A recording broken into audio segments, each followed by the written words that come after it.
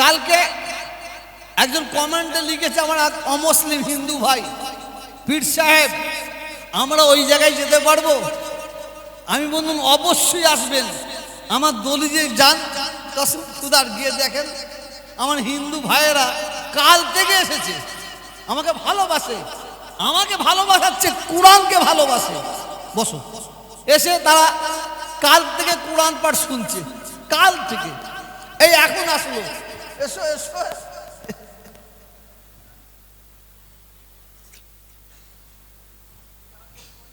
হ্যাঁ,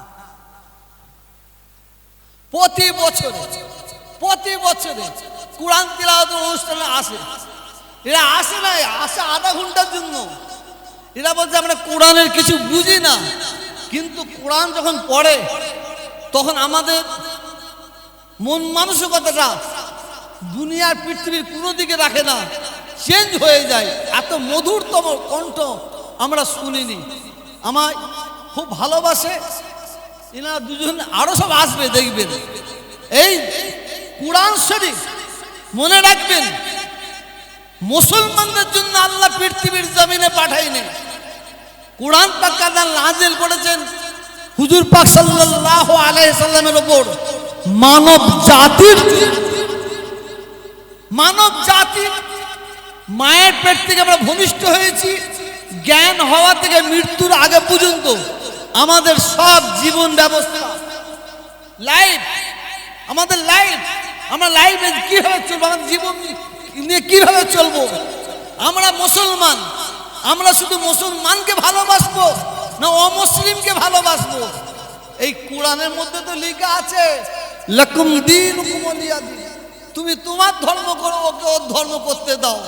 কোরআনের পত্রিকা আছে। আজকে বাংলা নয়, সারা ভারতবর্ষে হিন্দু মুসলমান, শিখ ইসাই দাঙ্গা হতো না, দ্বন্দ্ব হতো না, ভেদাভেদ থাকতো না, যদি প্রত্যেকটা ধর্মের মানুষ তাদের ধর্মগ্রন্থগুলো পড়তো। প্রত্যেকটা ধর্মের মানুষ তানারা যদি তানাদের ধর্মগ্রন্থটা পড়তো।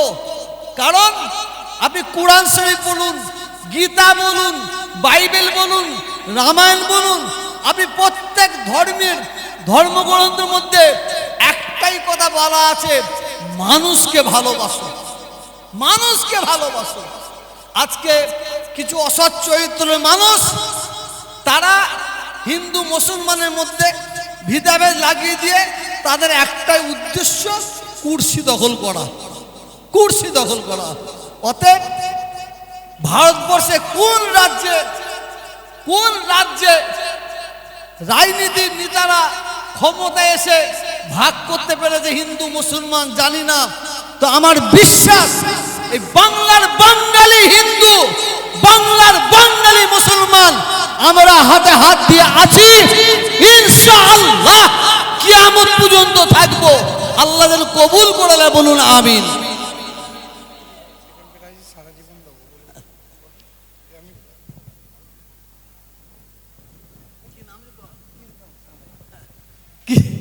কৃষ্ণ সাঁতরা, ইনি আবার সবাইকে বলতে বললেন এনার জন্য আপনারা আশীর্বাদ করবেন, দোয়া করবেন, আল্লাহ যেন হিদায়াত করে, হ্যাঁ আল্লাহ যেন রুজির বরকত দেন। বলছে এই অনুষ্ঠানে সেকেন্ড প্রাইজটা হুজুর আমি সারা জীবন দেবো। নারে তাকবীর, নারে তাকবীর। আল্লাহ যেন হিদায়াত করে, বলুন আমিন। বসো বসো বসো। এটা শোনার পরে অনেকে ফতোয়া মারবে, বুঝলেন তো, নেওয়া যাবে কিনা, নেওয়া যাবে কিনা। হ্যাঁ, এই মুনাফেক কোথাকারের মাল কোথা কি দিতে হয় সেটা আমি তো আর জানি না, জানি কথা বলেন না। আসুন, যে কথা বলতে চাইছি, এই অনুষ্ঠানে, এই পরিস্থিতিতে, এই পরিবেশে আমাদের সকলের একটা জিনিস দরকার আছে। আমি আপনাদের কাছে একটা বই তুলে দেবো। বইটা লুকিয়েছে মোহাম্মদ হাদিউজ্জামান, হাদিউজ্জামান, মারাত্মক বই। এখন এই মুহূর্তে আমাদের সবাইকে পড়তে হবে। বইটা ফুরফুরা দরবার শরীফ মুখ্য নির্দেশক পীরজাদা তোহা সিদ্দিকী সাহেবের অনুমোদিত তত্ত্বাবধানে রচিত। বইটার নাম দেওয়া হয়েছে জাগো ভারতের মুসলমান। জাগো ভারতের মুসলমান। বইটার মধ্যে কি লেখা আছে কি পড়বেন? এই দেশে মুসলমান হওয়ার মানে কি? এই দেশে মুসলমান হওয়ার মানে কি? সংবিধান আমাদের কি দেয় কি দেয় না, আইনগত ফাঁদ ও সতর্কতা, আইনগত ফাঁদ ও সতর্কতা। যে কাজগুলো করে আমরা নিজেরাই ক্ষতিগ্রস্ত হয়, যে কাজগুলো করে আমরা নিজেরাই ক্ষতিগ্রস্ত হয়। সোশ্যাল মিডিয়া নীরবতা কখন শক্তি? সোশ্যাল মিডিয়া নীরবতা কখন শক্তি?